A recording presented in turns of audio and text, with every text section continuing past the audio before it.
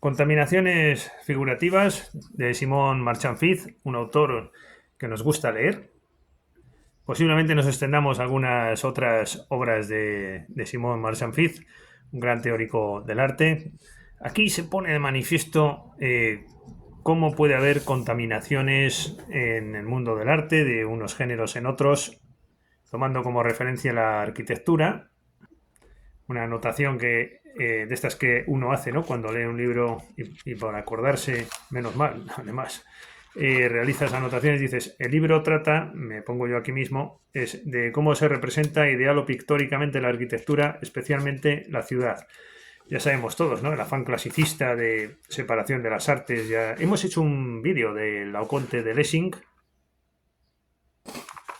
Yo esto de las contaminaciones lo ha llevado más allá. No es que me haya inspirado en Simon Marchand-Fitz, pero si os hago una cierta analogía, yo lo he llevado un poco a lo social, en el sentido de que creo que hay en determinadas épocas hay unas disciplinas dominantes que influyen en otras y que las contaminan, ¿no? Y entonces el pensamiento que tenemos está propiciado por ese dominio de ciertas disciplinas. Por ejemplo, en la Edad Media era la religión, etcétera, lo que dominaba.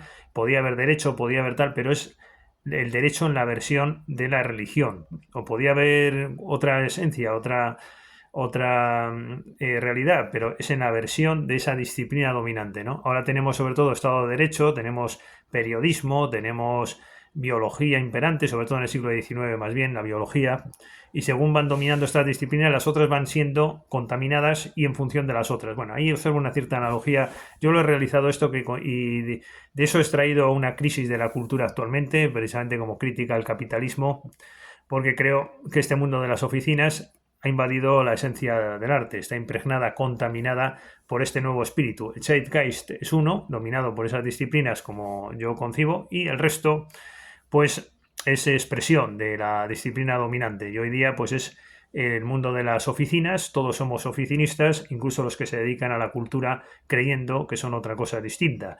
Es lo gracioso y lo singular del fenómeno, ¿no? Pues tiene un poco de humorístico en el fondo y de satírico, como todo lo estético, como toda la estetización de lo social, que tiene que tener un fondo de humor. Es una de las grandezas también del Quijote de Cervantes, que así lo expresó. Bueno, creo que tengo algún vídeo de esto, no lo sé. Por lo menos publicaciones sí tengo desarrollando estas ideas, varias, es decir, la segunda realidad, que si la búsqueda intelectual de lo trascendente, el estado de la cultura. Ahora vuelvo a la carga en un próximo ensayo con el ideario de un esteta, que lo he traducido. Bueno, pues hay mucha tela que cortar, pero voy a reseñar, volviendo al libro de Simon Marchand-Fitz, de las contaminaciones figurativas, un texto, porque a don Simón le preocupa cómo la arquitectura sufre contaminaciones figurativas de la pintura. Bueno, hay un texto que yo querría subrayar, ¿no? Entre muchas aportaciones de este autor, que es bastante genial. Y bueno, dice, no deja de ser apasionante bucear en qué grado las artes plásticas urden su venganza sobre la arquitectura al informar en ciertas vanguardias no solamente su figuratividad más epidérmica, sino incluso la estructura más profunda del organismo arquitectónico. De ahí que junto a la presencia constante del tema arquitectónico en la pintura, el impresionismo pictórico, el género de la pintura de la ciudad, de Chirico, etc., hay que reconocer una sensibilidad pictórica que impregna la arquitectura. Igual en otros momentos es al revés. Como decía yo, que esto es evolutivo, ¿no? La arquitectura impregna lo pictórico.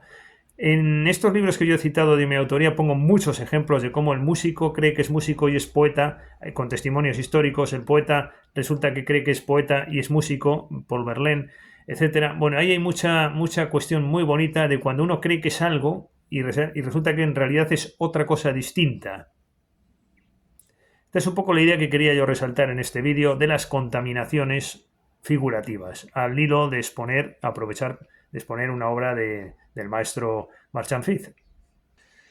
Bueno, pero el libro que más me ha gustado, yo creo, de los que he leído, que son varios, de Simon Marchand-Fitz, es este de la estética en la cultura moderna. A mí este libro me ha gustado mucho, porque cuando habla esto del absolutismo estético, ¿no?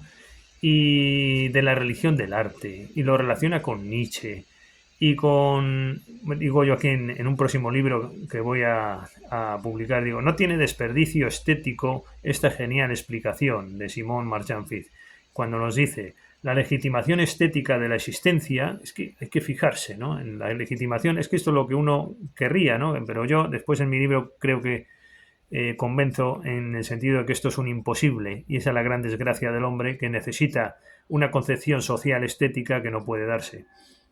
Esa es el gran problema de todos. Lo más importante yo creo, del tema humano es este, ¿no? Que necesitamos, vuelvo a repetir, una concepción social estética que no puede ser, enlazando con las ideas de Schiller, que también el arte es el que propone su propia ley. Pues por ahí es la solución, pero por ahí vamos mal. No tiene desperdicio, decía, estético, esta explicación cuando dice la legitimación estética de la existencia. Legitimación estética de la existencia. Joder, qué bueno es eso. Se alza contra la interpretación moral de la misma y actúa como premisa de la nueva religión del arte. Tal como se le venía rindiendo culto en el absolutismo estético en Alemania, que es verdad que esto es muy de allí, yo lo digo en varios vídeos también, en libros, y en el arte por el arte en Francia e Inglaterra, y se le rendirá con más devoción en lo que se llama fin de siècle. Bueno, esto es muy conocido, pero es la manera de expresarlo, ¿no?